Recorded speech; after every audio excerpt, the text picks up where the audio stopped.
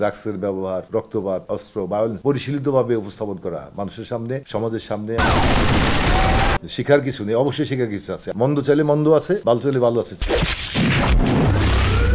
আমাদের অস্থিরতা থেকে আরম্ভ করে সামাজিক যে অবক্ষয় সবকিছু রোধ করার জন্য চলচ্চিত্র একটা বিরাট গণমাধ্যম। তাদেরও দায়িত্ব আছে জাতিকে সুষ্ঠু সুন্দর পথে পরিচালিত করা, চলচ্চিত্রের মাধ্যমে তাদেরকে অনেক কিছু শেখানো। গল্পের প্রয়োজনে ভায়োলেন্স আসতেই পারে, কিন্তু সেটার ভয়াবহতার ব্যাপারটা একটু খেয়াল করলে হবে।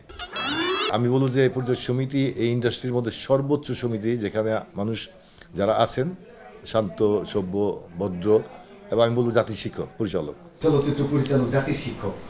চলচ্চিত্রের কাজ কি আসলে জাতিকে শিক্ষা দেওয়া কিনা? চলচ্চিত্রের কাজ অবশ্যই জাতিকে শিক্ষা দেওয়ার। চলচ্চিত্রে অনেক কিছু আছে, অনেক উপজীব্য বিষয় আছে। চলচ্চিত্র থেকে শিখার অনেক বিষয় আছে। জাতিকে ভালো শেখানো যাবে চাইলে, মন্দ শেখানো চাইলে। বিরূপ তো থাকেই, অনেক বিরূপ প্রভাবও পড়তে পারে। আবার চলচ্চিত্র একটা দেশের মানে সংস্কৃতি, কৃষ্টি, সামাজিক মানুষের চলন বলন থেকে আরম্ভ করে সামাজিক দায়বদ্ধতা, আমাদের অস্থিরতা থেকে আরম্ভ করে সামাজিক যে অবক্ষয় সব কিছু রোধ করার জন্যে চলচ্চিত্র একটা বিরাট গণমাধ্যম। এবং এটা অবশ্যই একটা দায় আছে, এবং আমরা পরিচালক যারা আছি, জাতি শিক্ষক বললাম এই কারণে, তাদেরও দায়িত্ব আছে জাতিকে সুষ্ঠু সুন্দর পথে পরিচালিত করা, চলচ্চিত্রের মাধ্যমে তাদেরকে অনেক কিছু শেখানো। এই কথার প্রশ্নের কারণটা হচ্ছে যে সম্প্রতি সময়ে যে ছবিগুলা তৈরি হচ্ছে এগুলাতে খুব ডিজাস্টার হচ্ছে, হ্যাঁ, এবং এর জন্যই প্রশ্নটা তৈরি হয়েছে নতুন করে যে চলচ্চিত্র দেখে কেন শিখতে হবে, এদিক থেকে শুধু আমরা বিনোদন নেব। এই বিষয়টা আপনি কিভাবে দেখেন? একজন লোক, দুইজন লোক কি বললো সেটা আসলে সমগ্র চলচ্চিত্রের বিষয় না। একজনের মতামত এক এক রকম থাকতে পারে, ভিন্ন মত পোষণ করতেই পারে।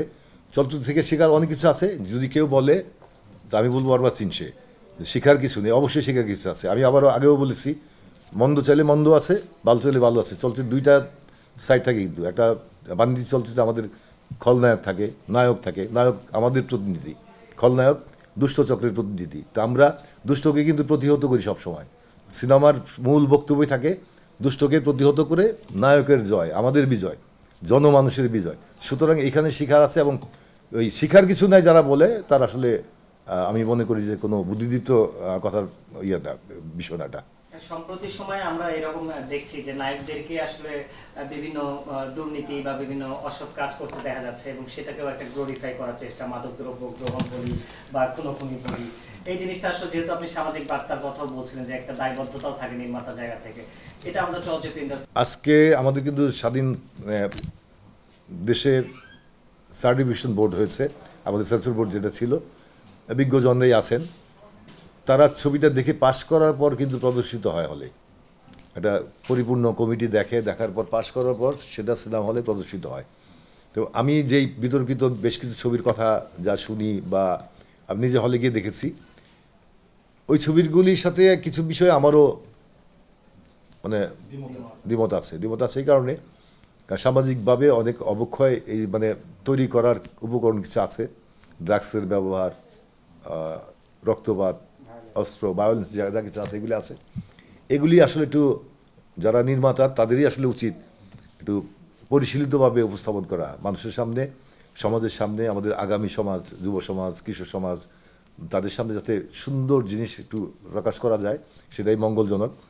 আর ভায়োলেন্সকে বেশি মাত্রায় প্রাধান্য দেওয়া উচিত না। আবার তার অর্থই না যে আমি বলবো যে ভায়োলেন্স দেওয়া যাবে না। অবশ্যই সিনেমায় ভায়োলেন্স থাকবে। আমাদের পার্শ্ববর্তী দেশ, সারা বিশ্বের সিনেমায় অবশ্যই ভায়োলেন্স আছে, সব আছে। এবং গল্পের প্রয়োজনে ভায়োলেন্স আসতেই পারে, কিন্তু সেটার ভয়াবহতার ব্যাপারটা একটু খেয়াল করলে হবে। আমি বিশ্বাস করি আমাদের সার্টিফিকেশন বোর্ড অবশ্যই সেটা কঠোর হস্তে দমন করে। তারপরও কিছু ফাঁক থাকে, কিছু চোরাগলি থাকে। আমরা যারা চলচ্চিত্র নির্মাতা তারা জানি যে কিভাবে কি করলে আবার জোড়া দেওয়া যায়। এগুলির দিকে একটু দৃষ্টিপাত রাখলেই হয়। সেন্সর বোর্ডের সদস্য আগে এক সময় হলে গিয়ে দেখতেন অশ্লীলতা আছে কি না, সেই ধরনের পদক্ষেপ নিতে পারে ইচ্ছা করলে। যে ভায়োলেন্স যেটা আমরা সেন্সর সার্টিফিকেশন বোর্ড থেকে আমরা দেইনি, কিন্তু হলে প্রদর্শিত হচ্ছে, সেগুলির দিকে একটু খেয়াল রাখা দরকার।